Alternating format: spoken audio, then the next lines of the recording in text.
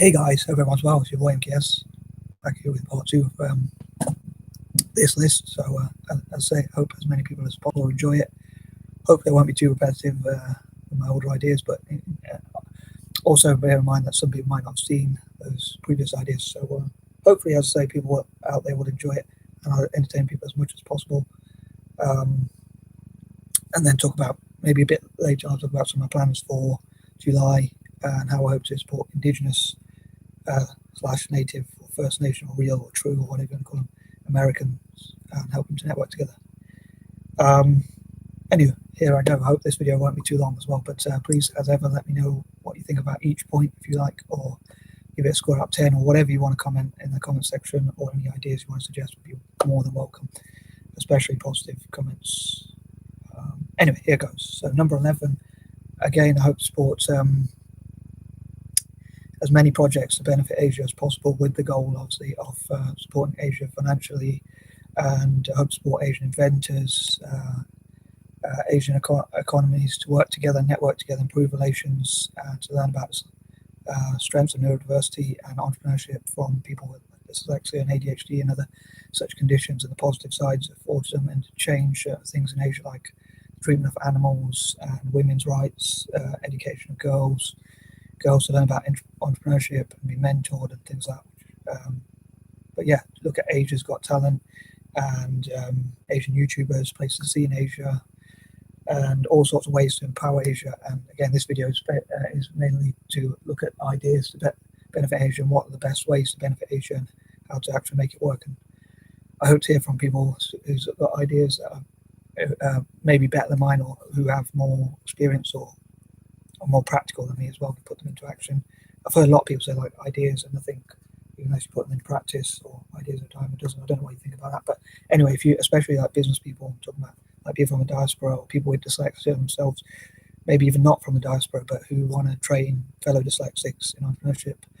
And as I've talked before about, I'd love to encourage Richard Branson to host centres like the Richard Branson training academies for dyslexic entrepreneurs in Asia, or something like that, and across Asia, and similar for Africa. But at the moment, as I say, I'm focusing mainly on Asia, and also to help more inventors, more people to be inspired and encouraged.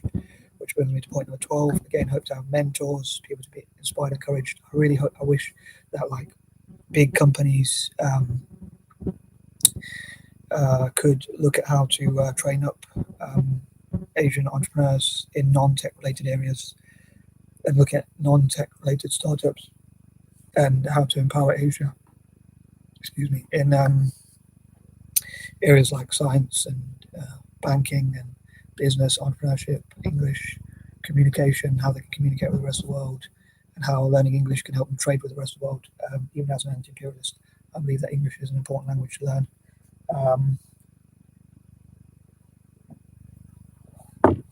But yeah, in the next 5 to 10 years, I hope there will be places like the Virgin Centre for Entrepreneurial Training from Virgin Enterprises, which teaches business the Virgin Enterprise way, talk about first-time businesses and how they can learn, and young people how they can learn about business, and give a little bit of funding to help them set up their own lemonade store and learn about buying and selling, and how they can price of things, and how they can calculate those costs and all that sort of stuff. And I'll say the Richard Branson, John Chambers, Charles Schwab, Craig McCall, and other dyslexic people like that, dyslexic billionaires especially, teach like those training and entrepreneur centres, academies, and all that. So I'd love to have like Craig McCall and Charles Schwab running their own centres like that in across Asia, which will teach people with neurodiversity, dyslexia and ADHD especially, about business, entrepreneurship, and that sort of thing, buying and selling and trading and doing stuff like that. Number 13, I hope to address some of the negative things about Asia and how it can change, and some of the problems like poverty and division. And I think like people of colour, we're a bit foolish to be divided when like white supremacy and neo-Nazis, the far right, whatever you call them, hate us all. I think like we should be much more unified. So I'm just turning my alarm off, which I put my alarm on for 3 o'clock. So anyway, yeah. So I hope I dream for us to do stuff like to be more united, so and be less divided. And I think we're a bit foolish to be divided, in my opinion. Number 14, again, look at how to solve some of those problems: division, terrorism, like working together to tackle terrorism, crime, and other such problems plaguing society, like COVID-19. I think like that should help Asians to come together and work together more. Obviously, come together might not be the right term, like because we're supposed to be 2 meters apart, or whatever. But I mean, work together, perhaps that network together, and look at like how to cure that problem, and also like in the future diseases come along, how to prevent them and prepare for them, and look at cures and things like that together, like scientists and business people, and how to. Like, I love people from Asia to sell like masks, but also masks, toiletries, toilet paper, and whatever other people will need in the future. Like people are buying a lot more of, and obviously people need toilet paper and all types of toiletries and things like that. But whatever Asians can manufacture and make between them, like a Pan-Asian network for solving those problems and offering the solutions and making money from it, and also for working together in manufacturing and things like that, and designing things and cooperating on ideas much more. And again, like a Pan-Asian Union, PAU or PAN, Pan-Asian Network, look at how to do those things. And also, like I love Asians design things like caps or clothes or other such, whatever merchandise they can make, which say things like Thug Life or Pug Life, and have like a picture of a pug, or Chug Life, like, and have a picture of someone having a drink or something like that. And people from Africa and Asia working together to make those sorts of things. Again, I'm mainly focusing on Asia at the moment, but in the future I'm talking about Africa doing something similar perhaps. And I hope to share that idea with my friends and see if people from Africa and Asia can make those sorts of things. Funny enough, I probably have more connections, just as many, or if not more connections from Africa nowadays. But anyway, at the moment. But yeah, I hope to connect with people from Asia as well, and hopefully they'll support my channel as well. And again, help me to help them, which I've talked about before as well. But again, yeah, I'd love them to make these sorts of things, like I say, Pug Life, Thug Life, and Chug Life, and things like that, and cool designs and things from YouTube or memes or things like that. Number 15. Again, my goals for doing this are to try and empower Asia financially and economically and in all possible ways as much as possible, God willing and Godspeed. And also, like, as I say, to come up with ideas and have fun as well. I like to try and have fun and enjoy myself, but also take on challenges that hopefully I can learn to overcome. But yeah, hopefully within the next 5-10 years, the Asian economy will be the #1 place economically, and hopefully I can help them to grow. All my tech ideas, as I've said before, like for Africa, but which is another goal. Like I'd like to work towards African tech, but in terms of other non-tech related areas, I love Asia to dominate those. Generally speaking, and again, support Asian YouTubers, Asia's Got Talent, places to see in Asia, and look at all possible ways to empower Asia. Which brings me to number 16.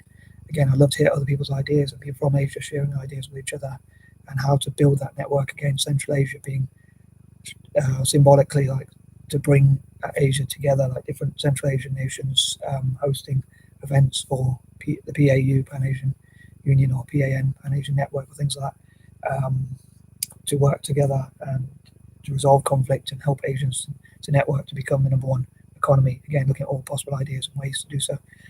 Number 17, I hope to look into how Asians can be creative and again make things and design things, build things, how they can utilize dyslexic students who might not be the best academically, but learn that they can be the best in business or other areas where they can again make things like those hats or caps that say Thug Life, and hopefully they'll sell quite a lot and that sort of thing. But again, whatever they can make or design and sell to the West or the rest of the world. 18. I hope to support things, as I say, like Asia's Got Talent, and share their YouTube videos and hopefully empower them as much as possible. 19, I hope to improve relations between Asia and Africa in all possible ways, and for them to work together on shared goals and tackling poverty, and benefiting each other, and training with each other as much as possible to support the Asian and African summits, and Asia hopefully training African software developers and things like that, and Africans in technology generally.